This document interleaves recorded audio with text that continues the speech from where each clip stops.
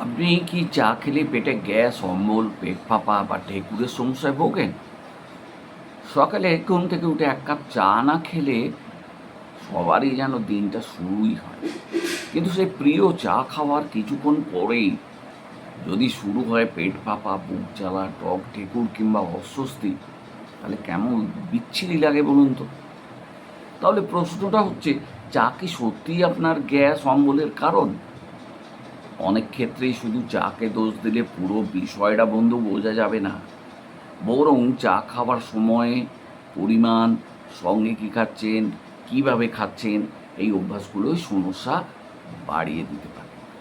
আজকের ভিডিওতে বলবো এমন ৫টি সাধারণ অভ্যাসের কথা, যেগুলো আপনার পেটের অস্বস্তি বাড়িয়ে গ্যাস, অম্বল এসবের সৃষ্টি করে দিচ্ছে। আর ভালো খবর হলো, এই অভ্যাসগুলোর অনেকগুলোই আজ থেকে আপনি পরিবর্তন ইচ্ছে করলেই করতে পারেন। ভিডিওটি শেষ পর্যন্ত দেখুন, কারণ শেষের অভ্যাসটি হয়তো আপনি প্রতিদিনই করে চলেছেন। প্রথম অভ্যাস, অনেকেই সকালে শুরু করেন একেবারে খালি পেটে ১ কাপ চা দিয়ে। ঘুম থেকে উঠলেন, মুখ ধুলেন, তারপর সরাসরি চা। কিন্তু যাদের অম্বল, অ্যাসিড রিফ্লাক্স বা সংবেদনশীল পাকস্থলী রয়েছে, তাদের ক্ষেত্রে খালি পেটে চা অস্বস্তি বাড়িয়ে দিতে পারে। চায়ে রাখা ক্যাফেইন কিছু মানুষের ক্ষেত্রে পাকস্থলীর অস্বস্তি বা অ্যাসিড রিফ্লাক্সের উপসর্গ বাড়িয়ে দেয়। তাই চা খেলেই যদি আপনার বুক জ্বালা, টক ঢেকুর বা পেটে অস্বস্তি হয়, তাহলে প্রথমেই পরীক্ষা করে দেখতে পারেন খালি পেটে চা খাওয়ার অভ্যাসটা বন্ধ করলে আপনার সমস্যা কমছে কিনা। সকালে উঠে প্রথমেই চায়ের বদলে জল পান করা ভালো। অনেকে উষ্ণ জল পান করেন, কুসুম কুসুম গরম জল, এটা কিন্তু খারাপ না। এরপর হালকা একটু ব্রেকফাস্ট করে দিন, তারপর চা খান। এটা সবথেকে বেশি আরামদায়ক হতে পারে আপনার জন্য। তবে মনে রাখবেন, সবার শরীর এক নয়, কারো সমস্যা হবে, কারো সমস্যা নাও হতে পারে। এরপরে ঘন ঘন চা খাওয়ার অভ্যাস। ১ কাপ চা খেলেন, আবার কিছুক্ষণ পর আর ১ কাপ চা, তারপর বিকেলে চা, সন্ধ্যায় চা, কখনো কখনো দিনে ৪-৫ কাপের বেশি চা খাওয়া হয়ে যাচ্ছে। এতে হচ্ছে কি, অতিরিক্ত ক্যাফেইন আপনি গ্রহণ করে ফেলছেন। বিশেষ করে যদি আপনার আগে থেকে অম্বল, বুক জ্বালা, টক ঢেকুর, পেট ফাঁপা বা অ্যাসিড রিফ্লাক্সের মতো সমস্যা থাকে, তাহলে চা কী করবে? আপনার উপসর্গ বাড়িয়ে দেবে। তাই চা পুরোপুরি বন্ধ করতে হবে এমন বলছি না, বরং লক্ষ্য করুন কত কাপ চা খেলে আপনার সমস্যাটা শুরু হচ্ছে। ২ কাপ খেলে সমস্যা না হলে অযথা ৫ কাপ খেতে যাবেন কেন? চায়ের পরিমাণ ধীরে ধীরে কমিয়ে নিজের শরীরের প্রতিক্রিয়া লক্ষ্য করুন। ৩ নম্বর অভ্যাস, চায়ের সঙ্গে বিস্কিট, ভাজাভুজি ও মিষ্টি। এবার আসি এমন একটা অভ্যাসে যেটাকে অনেকে চায়ের থেকেও বেশি দায়ী করতে পারে। চা মানেই বিস্কুট, চা মানেই চানাচুর, চা মানেই কখনো সিঙাড়া, সমোসা, পাকোড়া, ভাজাভুজি। আবার কেউ কেউ চায়ের সঙ্গে অনেক মিষ্টি বা কেক, বিস্কুটও খান। ফলে আপনি ভাবছেন চা খেলে আমার গ্যাস হয়, কিন্তু বাস্তবে সমস্যাটা তৈরি করছে চা প্লাস অতিরিক্ত তেল প্লাস মিষ্টি প্লাস পরিমাণে বেশি খাবার, এই পুরো প্যাকেজটা। বিশেষ করে খুব তেলযুক্ত বা ভারী খাবার হজমে অস্বস্তি তৈরি করতে পারে এবং কিছু মানুষের ক্ষেত্রে রিফ্লাক্সের উপসর্গও বাড়াতে পারে।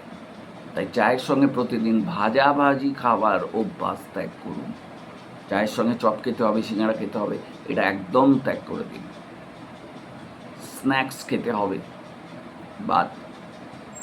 চা খেলে সঙ্গে অল্প হালকা খাবার রাখতে পারেন, যেমন আপনার জন্যে উপযুক্ত সাধারণ কিছু খাবার, সে এক মুঠো মুড়িও হতে পারে। আর সবচেয়ে গুরুত্বপূর্ণ, খাবারের পরিমাণ যেন নিয়ন্ত্রণে থাকে। আপনি হয়তো ভাবছেন চা আবার দ্রুত খেলে গ্যাস কীভাবে হবে। এখানে চায়ের থেকে গুরুত্বপূর্ণ হলো আপনি চা কীভাবে খাচ্ছেন আর কীভাবে পান করছেন। দ্রুত চা পান করলে কি হয়, অনেক বেশি বাতাস শরীরের মধ্যে চলে যায়, এতে পেট ফাঁপা বা ঢেকুরের সমস্যা বাড়তে পারে। তাই চা পান করার সময় নো তাড়াহুড়ো, ধীরে ধীরে চুমুক দিয়ে পান করুন। চায়ের সঙ্গে খুব দ্রুত বিস্কিট বা খাবার গিলে ফেলবেন না। আর খাওয়ার সময় অতিরিক্ত কথা বলবেন না, দ্রুত চা খাবেন না। খুব তাড়াহুড়ো করার অভ্যেস থাকলে সেটাও পরিবর্তন করে দিন। আপনার হজম শক্তির জন্যে ধীরে খাওয়া অনেক বেশি ভালো অভ্যাস। 5 নম্বর অভ্যাস, চা খেয়েই শুয়ে পড়া। এটা অত্যন্ত গুরুত্বপূর্ণ, বিশেষ করে যারা রাত্রে চা খান তাদের মধ্যে এই অভ্যাস দেখা যায়। অফিস থেকে এলেন,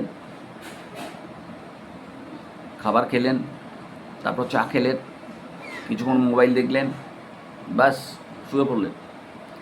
যদি আপনার অ্যাসিড রিফ্লাক্সের প্রবণতা থাকে তাহলে খাওয়ার পর খুব তাড়াতাড়ি শুয়ে পড়া উপসর্গ বাড়িয়ে দিতে পারে। তাই চা খাওয়া আর শোয়ার সময়ের মধ্যে যথেষ্ট ব্যবধান রাখার চেষ্টা করুন। আর যদি চা খাওয়ার পর আপনার বুক জ্বালা বা টক ঢেকুর ওঠে তাহলে রাত্রিবেলায় চা খাওয়ার অভ্যাসটা কিছুদিন বাদ দিয়ে দেখুন না। নিজের শরীরের প্রতিক্রিয়া লক্ষ্য করার চেষ্টা করুন, তাহলে আপনি আমাকে গালাগাল দেবেন নিশ্চিত। চা কি একেবারে বন্ধ করে দেবো নাকি? না। চা আপনার জন্য সমস্যা তৈরি করছে কিনা সেটা নির্ভর করছে আপনার শরীর, চায়ের পরিমাণ, চায়ের ধরন এবং আপনার হজমের সমস্যার উপর। অনেক মানুষ পরিমিত চা খান, কোনো সমস্যাই হয় না। কিন্তু চা খেলেই বারবার যদি বুক জ্বালা, টক ঢেকুর, পেট ফাঁপা, বমি বমি ভাব বা পেটে অস্বস্তি হয় তাহলে কিছুদিন চায়ের পরিমাণ কমিয়ে নিজের উপসর্গটা পর্যবেক্ষণ করতেই পারেন। একসঙ্গে 5টা জিনিস পরিবর্তন না করে ধীরে ধীরে অভ্যাস বদলানোটা একটা ভালো উপায়। একটা সহজ টি গ্যাস টেস্ট করে দেখতে পারেন। পরবর্তী 7 দিন নিজের অভ্যাসের দিকে একটু নজর রাখুন। প্রথমে খালি পেটে চা খাবেন না, চায়ের পরিমাণ কমান। চায়ের সঙ্গে অতিরিক্ত বিস্কুট বা ভাজাভুজি খাবেন না, ধীরে ধীরে চা পান করুন। এবং সন্ধ্যাবেলায় বা রাত্রে চা খাবার পরই একদম বিছানায় টান টান হয়ে শুয়ে পড়বেন না। এরপর লক্ষ্য করুন আপনার গ্যাস, বুক জ্বালা, পেট ফাঁপার সমস্যা আগের তুলনায় কমছে কিনা। এই ছোট্ট পর্যবেক্ষণ থেকেই আপনি বুঝতে পারবেন কোন অভ্যাসটি আপনার জন্য বেশি সমস্যার কারণ হচ্ছে। কিন্তু একটা গুরুত্বপূর্ণ তথ্য আপনাদের কাছে না জানালেই নয়। প্রতিবার গ্যাস অম্বল হলেই ধরে নেওয়া ঠিক নয় যে সমস্যাটা শুধু চায়ের কারণে হচ্ছে।